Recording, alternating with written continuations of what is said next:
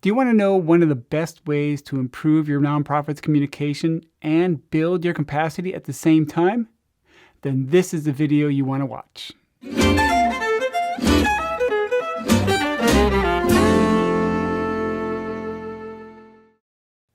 Hey, my name's Steve, and this is Nonprofit Ally. At this channel, we like to help nonprofits build their capacity and increase their online presence. Today, we're going to talk about one of the best ways to improve your nonprofit's communication and build your capacity all at the same time. This is the one thing that I see a lot of nonprofits that I work with just fail to utilize. What is it? It's a mailing list. But wait, you say, I'm already using a mailing list, and that would be great. Are you using Constant Contact, MailChimp, MailerLite, ConvertKit, Aweber, or one of those? Then this video is not for you. Aww. But don't worry, there should be another video for you right up here. But if you say, oh yeah, we have a mailing list, we just send emails in Outlook, or we don't need a mailing list, we use Facebook, then you should probably watch what's coming. If your fundamental way of communicating with the people that follow your nonprofit is to copy and paste emails from an Excel spreadsheet, paste them into Outlook, Gmail, or Yahoo, and then send them out, well, keep watching. You're going to learn there's a better way. And maybe you don't have a mailing list and you're just using Facebook and think that's the best way to communicate with your followers. Well, fact is that when you post to Facebook, those posts are only seen by 3% of the people who follow you. That's not really a good way to get information out. And if you're expecting people on Facebook just to come to your Facebook page to find what's happening, that's not going to happen. They just don't do that. No. The idea of posting it and hoping is not a communication strategy. There's a much better way to do this. And of course, I'm talking about a mailing list. What's a mailing list? Well, most of you probably already know. A mailing list is basically used by businesses, nonprofits, politicians, organizations, small and large, marketers. They all use mailing lists. And it's just a simple way to send out mass emails to a lot of people. It could be 10 people, 100 people, 1,000 people, or even hundreds of thousands of people all at the same time. So you may think, well, that's great for a marketer or a business, but why would a nonprofit need a mailing list? Well, there's a lot of ways nonprofits can use mailing lists. One of the best ways is to notify people of upcoming events. Or if that event gets canceled or the venue gets changed, use your mailing list to notify everyone of the upcoming or pending changes. You can use mailing lists to do fundraising. You can use mailing lists to announce board opportunities or announce a new board member. It's a great way to disseminate public information and to educate your followers as well. You can send out a monthly newsletter. Let me give you a couple examples of how a mailing list has been used. As many of you know, I run a nonprofit called Noble Paws. We teach kids with disabilities how to run a dog team up here in Alaska. Yeehaw! Every so often I have a dog that gets injured or sick, and all of a sudden I find myself with a $2,000 vet bill.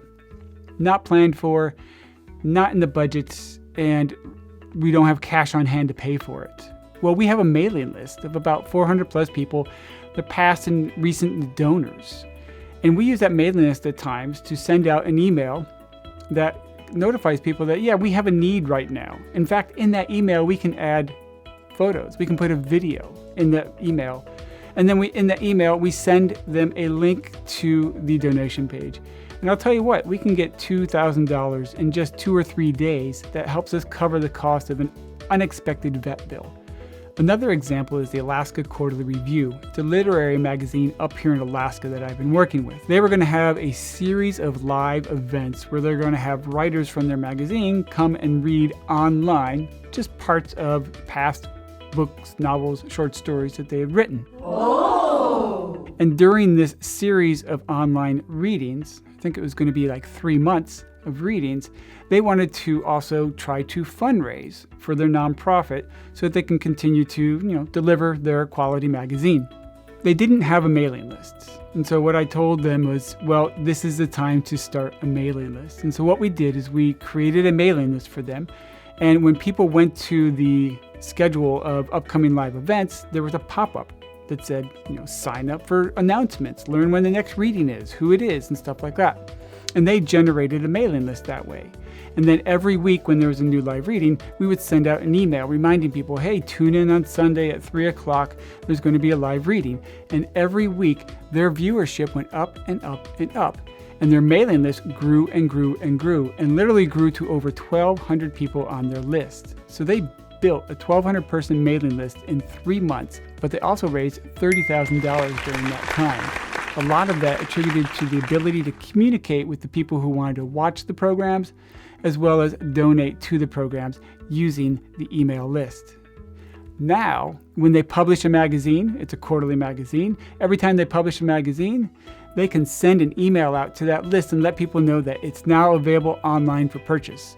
And I'll tell you what, they saw a spike in sales by just sending one email to that list. So now you may be thinking, well, that's all and good, but why can't I just use Outlook or Gmail or Yahoo to do this? You already know how to use those platforms.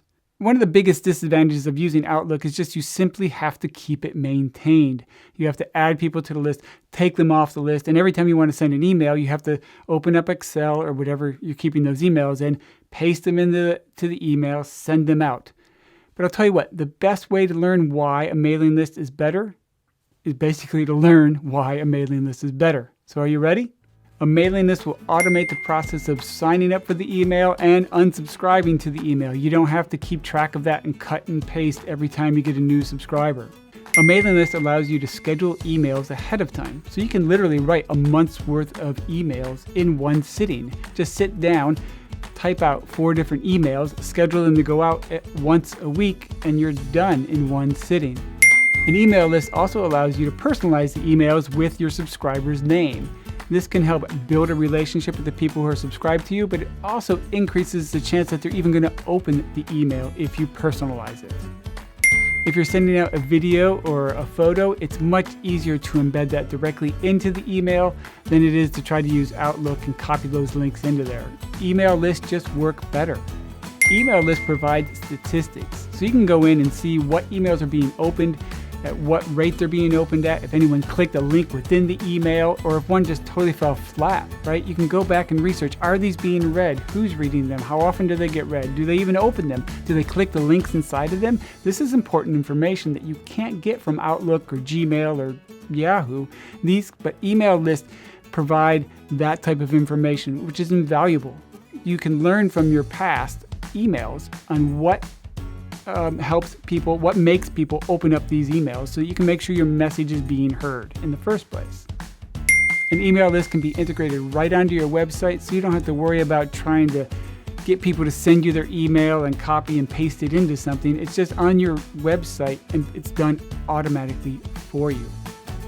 With an email list, you can automate emails so that when I sign up for on your list, or if I sign up for a service, you can send an automatic welcome message, or maybe it's onboarding that you're doing, or maybe it's a gift or a link to something, right? So if someone donates and you have a donation, you have a fundraising campaign going on, I donate to you and you can automatically send them an email with maybe a thank you message, or maybe a PDF, or maybe a link to a fun video thanking them. Email list will do that automatically for you, so you don't have to do that. Another great advantage of an email list is that they can be segmented, meaning you can have a list for board members, you can have a list for donors, you can have a list for maybe super donors, people who donate even more money. You can have a list for general news. You can segment your list so you're not putting emails out to people who aren't interested. You can have email lists just for event participants. So then when you update information on the event, you're not telling a whole bunch of people who aren't even going to the event about it, because why would they care? But everyone that's going to the event got the information that was needed. So segmentation of the email list just makes it much easier and more effective to communicate. And finally, one of the best things about an email list is you can brand it. You can put your logo on there, you can put your catchphrase on there, your address, all that stuff can go on there. And let's just face it, it just looks more professional. So to get started with a mail list, you need to sign up with a provider. And you've probably heard of them like Constant Contact, MailChimp, Aweber, MailerLite, ConvertKit. Some are made more towards marketing, some are more towards people who write newsletters, but there's a lot of them to pick from. And some of them are free. In fact, MailerLite and MailChimp are two of the the better ones that are free. So the entry to get started should be pretty easy. Go sign up for MailerLite or MailChimp, start your account and get it activated. I like MailerLite, and I find it a little more intuitive and easy to use. A lot of people like MailChimp. Both of them are free. In the description below, there'll be a link to both of them. Just know that the MailerLite link is an affiliate link, and if you click on that, I will benefit in some way from that. It won't affect any cost to you. In fact, if you're using the free one, it won't cost you at all. The one thing to know is that when you get started with any of these programs, there is going to be a learning curve. Within an hour or so, you will have everything set up and you'll be able to use these. And in the end, you are going to increase the communication with the people who are following you, and you're going to be building your capacity because you're going to be spending a lot less time cutting and pasting or trying to figure out how to get information out to people who are following you, or wasting time sending emails or posting to Facebook and finding that no one's even reading them. So, like I said, this is one of the best ways to communicate with your followers, the people who subscribe to you, the people who donate to you. This is one of the best ways to improve your communication and at the same time build your capacity, because it's just going to make things a lot easier and a lot more efficient if you start using a list like this. Now, if you're concerned like, oh, we've been around forever and should we start one even now? Well, they say the best time to start a mailing list was when you started your website. The next best time is now. So go ahead and get started. If you have any questions, just leave them down in the comments below. I hope you found this informative, and I hope this has convinced you to get a mailing list and start using it to communicate with the people who are following you. Hey, that's going to wrap up this video. I hope you enjoyed it, and I hope you got something out of it. And if so, please go down there and give this video a like. And if you want more content like this, be sure to subscribe. Thanks for watching, folks. Until next time, bye.